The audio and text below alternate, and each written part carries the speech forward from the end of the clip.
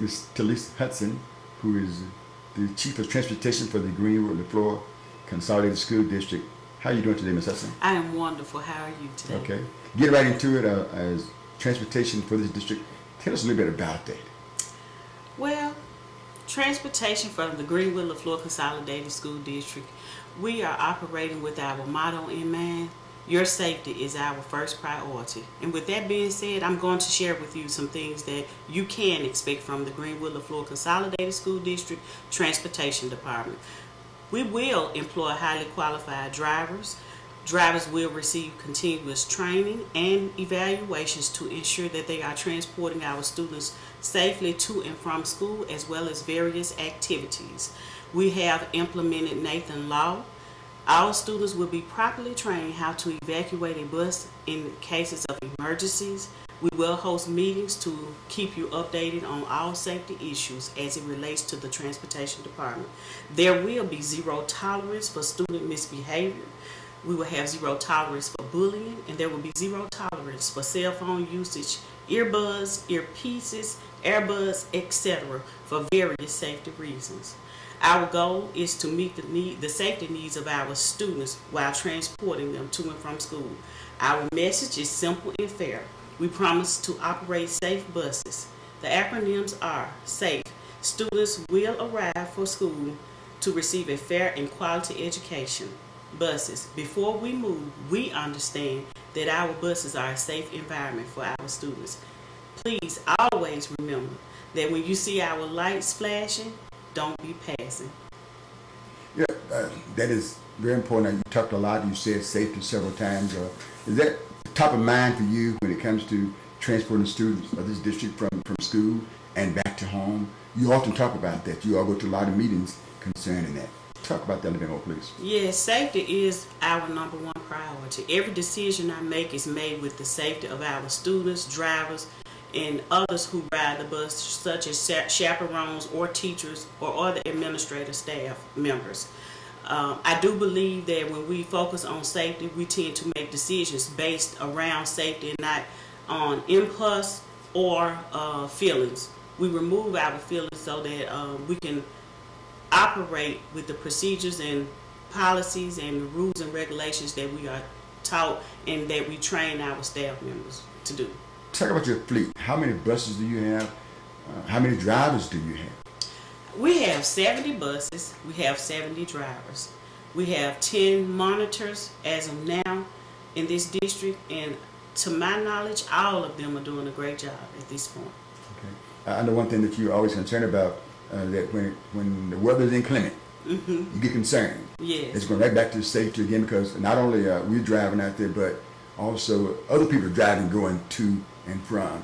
How do you determine whether you want to run your bus that day or not? Basically, I work with the LaFleur County Sheriff Department, the Greenwood Police Department, Emergency Management, and we also the road foreman crew. We all kind of network together to make sure that we are all on the same page. We get out and ride in the morning. Mr. Anderson and myself, he's the Assistant Chief of Transportation. We get out and ride in the mornings to see the road conditions to determine whether the roads are favorable for transporting.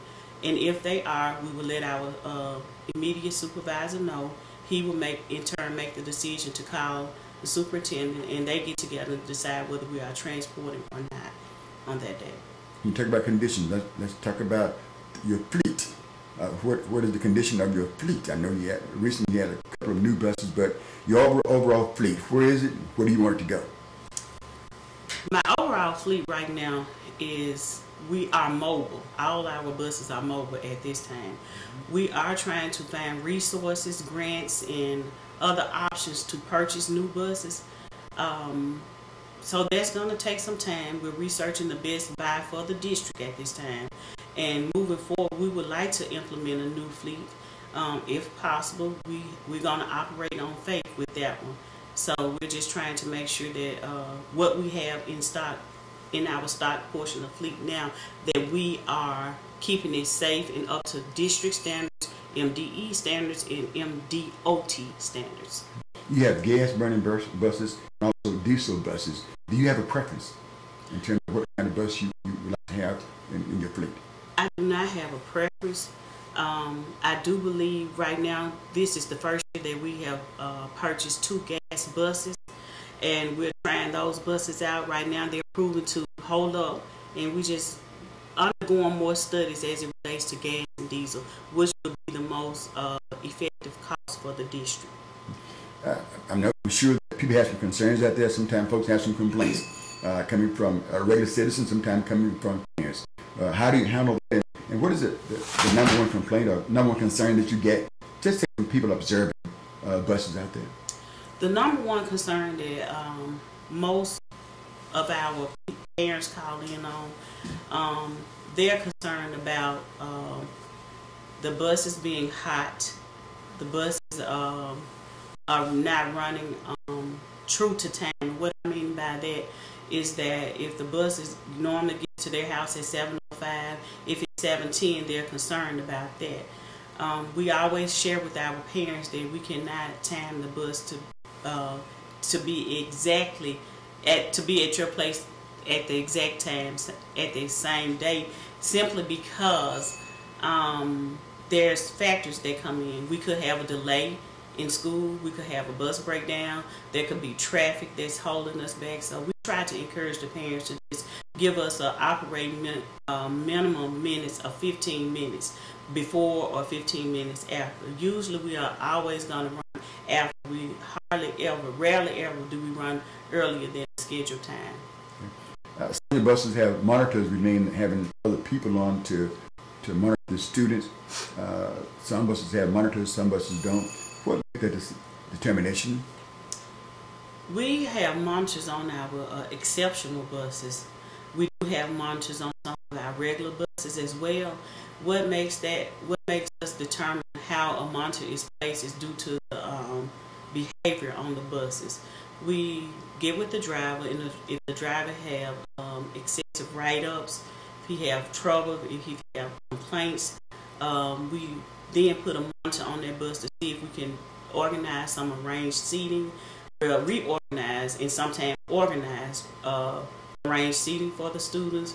We have that driver there to monitor the behavior of students so that the driver can more so concentrate on the road. The one thing you always emphasize to the drivers, and also assume to parents, that it's a privilege to ride the bus. Can I talk about that a little bit? You talk about that an awful lot.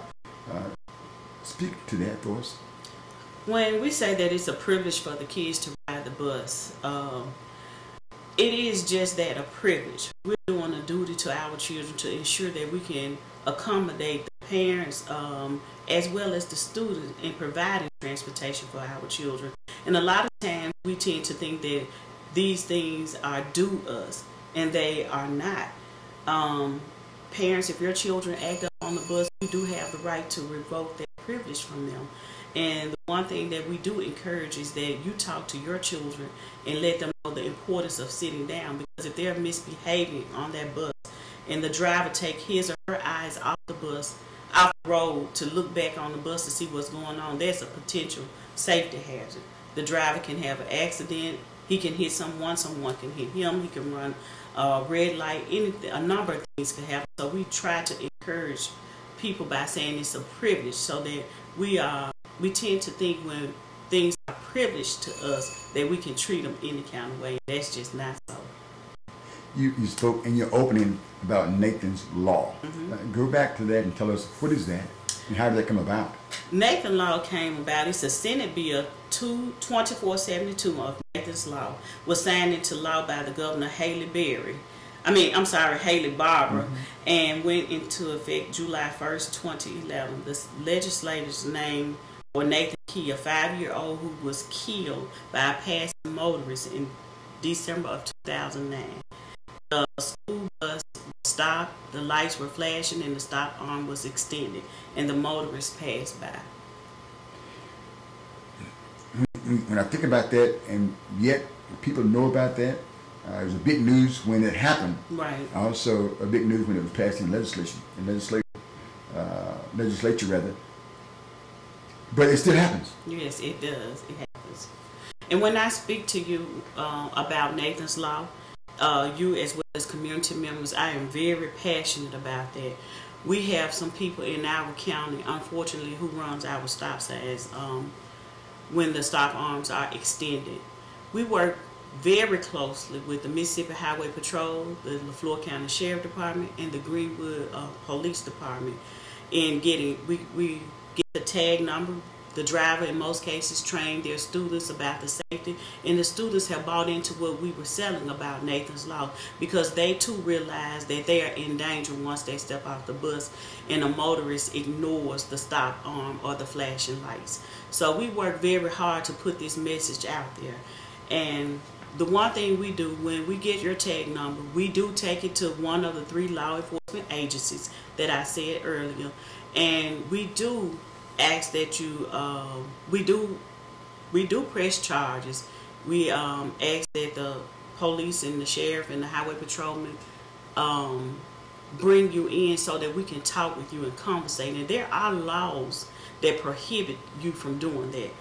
We had an incident, several incidents this year when students stepped off the bus. We had passing motorists. Unfortunately, we were not able to get those tag numbers on all of them, but those that we have turned them in. And like I say, those 3 law enforcement agencies, they do work closely with us to resolve these issues. Dr. Brown came up with a phrase some time ago, teamwork makes the dream work. And you have worked with her before. And giving a definition to that, what does that mean to you, and how have you implemented that into your position here as Chief of Transportation?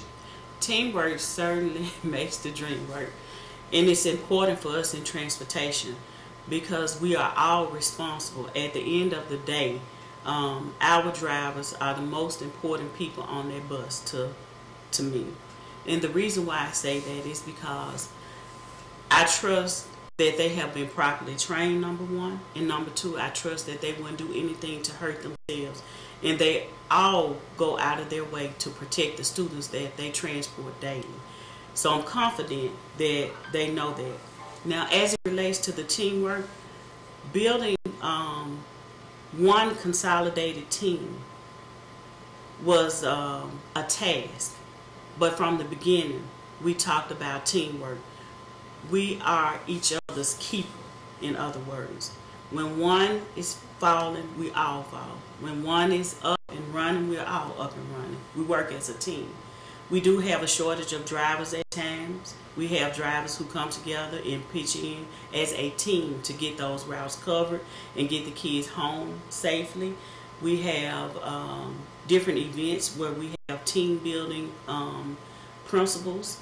We have workshops where we always talk about team building and teamwork and working together. So I do think it's very important, and we have implemented some of those team building strategies that Dr. Brown used when she was when I worked under her at East Elementary School. Being in management, being a supervisor, being boss is not easy. What is that you expect from the people that are working on your team? I expect for the staff to work together. I expect for us to serve our children, and for whatever odds or differences we may have, I expect for us to put it to the side and make sure that we serve the children and keep everything that we do about the children in mind. It's important that we focus on our children. And I keep saying that because anything that we do, we are doing for them, and our services should be rendered to them. And as grown people, we can work through or work past whatever situations we see. It has been hard for the staff here. And what I mean by hard, we have had to make some adjustments, as well as myself. But we worked through it. And when we kept it about the children, we were able to go through it and move past whatever situation was in our way. And what I mean, I want to clarify something. I don't want to lead you to believe that we were having problems as it relates to personnel issues or as it relates to each other. We just had to be able to come in, compromise, and move forward. And that's what we did as a team. And that's what I expected. And as I expected, my team did deliver, and right now I think we're in pretty good standings with keeping the students first at everything we do. You all go to a lot of meetings. You all see other people that other school districts, and when you go out there, you always want to improve the Greenwood and Florida Consolidated District. Anything that you see out there that you would like to implement